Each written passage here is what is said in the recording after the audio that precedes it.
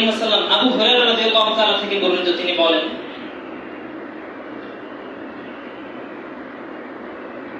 একদল লোক বের হবে, ইয়াখরুজু ফীকুম কওমুন,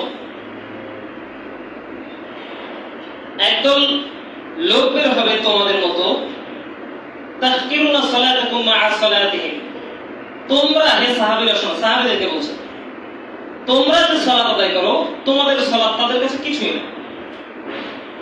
ওয়া সিয়ামাকুম মা সিয়ামিহিম, তোমরা যে সিয়াম পালন করো ওই সিয়াম তাদের কাছে কিছুই না। ওয়া আমালাকুম মা আমালিহিম, তোমরা সাহাবীরা সবাই মিলে যে আমল করো ওটা কোনো আমলই না তাদের কাছে। তারা এইটুকু আমলকে কোনো আমলই মনে করে না, এমন একটা দল বের হবে ভবিষ্যতে।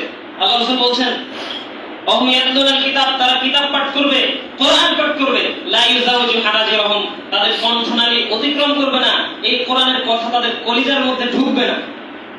তারা এত বেশি সালাত আদায় করবে, এত বেশি সিয়াম পালন করবে, এত বেশি জিকির আজকার তাসবিহ তাহলিল করবে, তোমাদের জিকির আজকার, তোমাদের তাসবিহ তাহলিল, নামাজ, রোজা তাদের কাছে কিছুই না। তোমরা যা করবে তার থেকে 10 গুণ বেশি করবে। আল্লাহ রাসূল বলেন, ইয়ামরুকুনা মিনাদ দ্বীন, ওরা দিন থেকে এমন ভাবে বের হয়ে যাবে, কামা ইয়ামরুকুস সাহমুর রামিয়া, যেভাবে ধনুক থেকে তীর বের হয়ে যায়, তারা এমন ভাবে দিন ধর্ম থেকে বের হয়ে যাবে যেভাবে ধনুক থেকে তীর বের হয়ে যায়।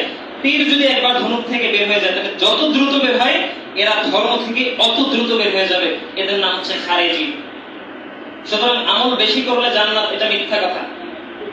আমল একমাত্র আল্লাহর রাসূলের পন্থায় করলে জান্নাত হবে, এটাই চূড়ান্ত কথা।